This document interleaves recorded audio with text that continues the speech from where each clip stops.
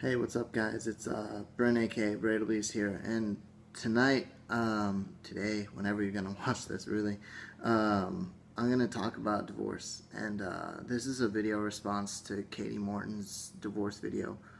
You know, in her video, she makes it sound so easy, and I know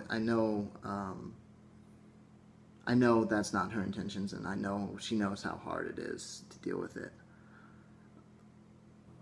But unless you've gone through it, you have no idea how hard it is to live with yourself and to deal with it every day.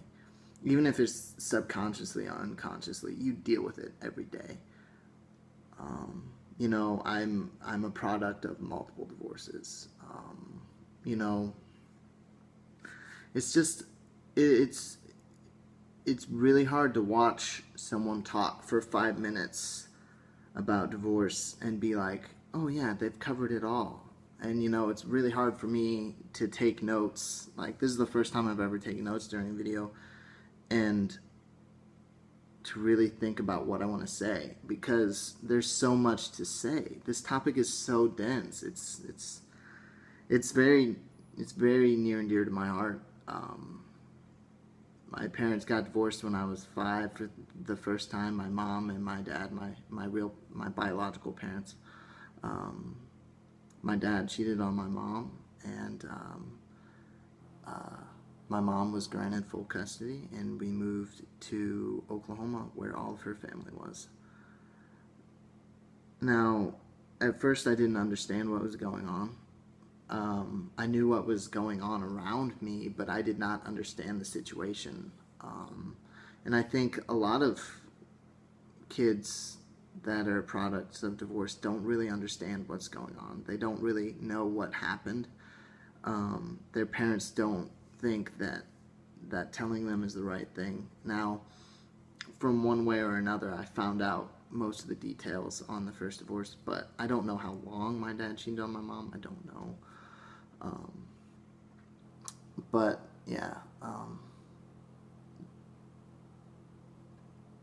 whenever I moved to Oklahoma and I got settled in, I was the only kid on my block who didn't live with both of his parents. I was the only one. So I never talked about it because nobody else ever, I just never thought about it. I basically split, I split myself from being an innocent 5-year-old, 6-year-old, to not wanting to talk about something because no one else knew, no one else understood the feeling, how lonely and how sad it is. But I wrote stuff down, and I don't want to stray away because I actually took notes. Yeah, it wasn't until my dad told my brother and me that we were going away 2 weeks before we moved to Oklahoma that I knew something was wrong. Like I said before, I knew things were going on, but I did not know that my life was gonna change. No one told me. I didn't understand. I just didn't understand. And,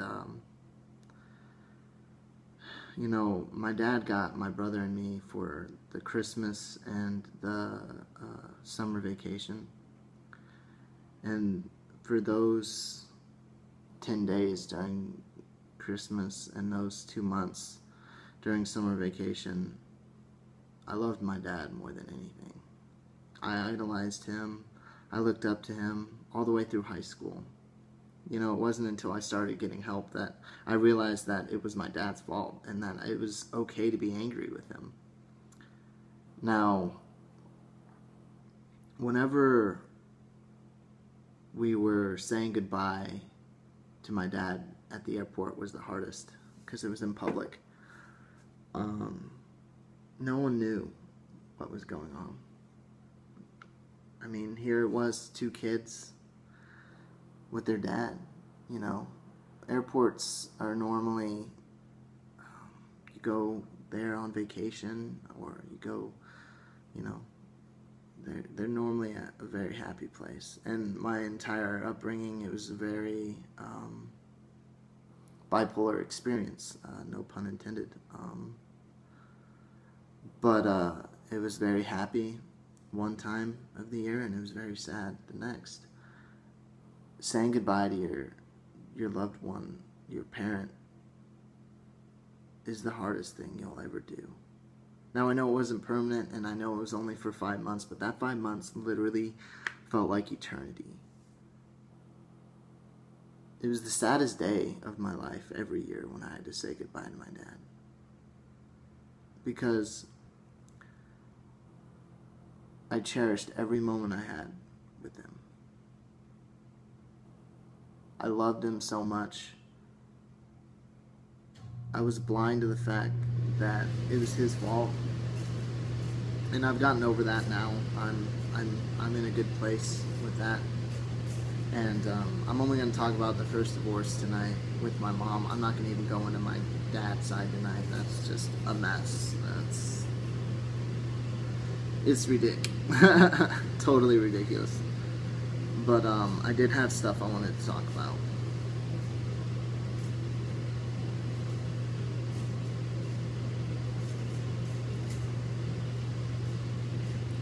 Alright, so what I want to do now is talk about like real divorce statistics, because it's really skewed.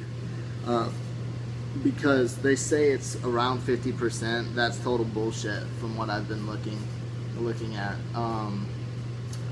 Now these statistics are like 1 or 2 or 3 years old, but they're real statistics. They're not made up BS.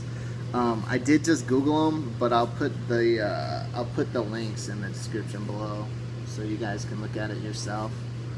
Alright, so I want to start off by debunking the whole thing. I think these 2 graphs in this one article do a really good job at it. So here we go. The spokesperson for the U.S. National Center for Health Statistics told me that the rumor appears to have originated from a misreading of the facts. It was true, he said. If you looked at all the marriages and divorces within a single year, you'd find that there were twice as many marriages as divorces. In 1981, for example, there were 2.4 marriages and 1.2 million divorces. At first glance, that would seem like a 50% divorce rate. Virtually none of those divorces were among the people who had been married during that year, and the statistic failed to take into account of the 54 million marriages that had already existed, the majority of which would not result in a divorce. Now, think about it. That's 54 on top of the 2.4 million, and there were only 1.2. So let's do the math real quick, and we can find what the real divorce statistic was for 1981. Now, I know I'm oversimplifying this, and there's other things that go into it, but I'm kind of interested. So let me find my calculator. Alright, so we got 56 .4 1, 2, 3, 4. Oh no. I failed with the calculator. I'm sorry, guys. Divided by... Oh, wow, I fail. I'm so bad at math. I'm sorry, guys. 1.2 million divided by 56. No. Whatever. I'm over it. Can someone please do that for me? Because I fail with the calculator. But anyway, that's the first one. And then the second one is... Alright, so the divorce rate... Alright, this is based on 2012. So, according to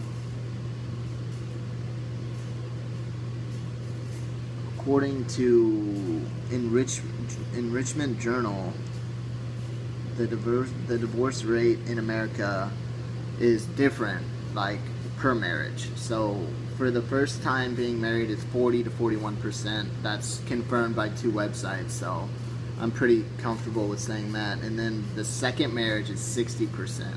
And if you get married again, it goes up to 70 to 73%. So the more times you get married, the more likely you are to get divorced, which is really sad.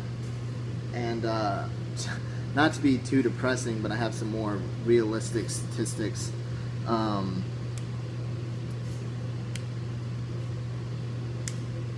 Once your marriage gets to about 35 years without a divorce, you're most likely to never get a divorce. So that's good. And plus, the way they actually look at divorce nowadays is the rate of divorce per 1,000 people, and it's actually been declining since 1980. So that's good. But yeah, like I said, young people, which is 18 to 25, 18 to 24, that general demographic, like I said, 40% of getting a divorce, ending in divorce if you get married during that time. So that really sucks. But that's all of the sad, all of the depressing stuff. You know, divorce sucks, but I want to kind of justify why people get a divorce, why some people get a divorce. Sometimes they just don't want to deal with each other, and irreconcilable differences. Okay, whatever. I'll leave that alone. But, you know, whenever people cheat on one another, I can see why you would want to get a divorce. You know, sometimes your parents just don't love each other anymore. They'll always love each other, but they don't, there's not that sparkle. There's not that deep-seated connection anymore. Their trust has been hurt to the point where they can no longer be with the other person. And, you know, I really think that people who have never been through a divorce don't understand what it's like. The push and pull you have loving one parent too much versus hating the other parent for not letting you see that other parent. Blaming one parent more than the other. That's really hard. And of course, since I never saw my dad very often, I always sided with him on everything. But I never realized the pain behind my dad's feelings. I never saw it from my mom's point of view. And, you know, sometimes you just gotta let go. And you have to say, I'm better off by myself. I can no longer make this marriage happen. Now, I, for one, I'm mortified of getting married. Because literally all the way up my family tree, people have been getting divorced. All the way up. Generations. Both sides. It's sad. And it's scary. But for every single person who's been through a divorce, this is for you. You can make it. You can be happy. Just remember, it's your life. And just because your parents aren't together anymore doesn't mean they don't love you. Because I want to guarantee it, but I know there's cases where it's not true, but your parents love you more than you know. And even if you don't believe it, they're doing this partially for you. I know that's hard to understand, but I believe that people are good, and I believe that you can come out of it, and I think talking about it is the main thing. Just get it out. Just talk. Just start talking. You know? Just start talking in any way you can. Even if it's just journaling. Just get it out. It's so poisonous. Once it starts getting in your head, it's bad. It's bad news bears. And I don't want any of you to go through that. I just want every single one of you watching this video to know that there's a light at the end of the tunnel. And I know it's not going to be easy. And I know you're going to hate one or both parties involved for a really long time. I just want you to know that it's okay. The feelings you're feeling are valid. Now, express those feelings in a healthy way. Now, this video is really long, so I'm going to cut it here. I'm going to make part 2. I don't know when, but I'm going to make part 2. Just know that your parents love you and that everything will be okay. Just believe in that and you're golden. Alright? So, until next time, this has been Brent, aka Braidlebees. I'm out.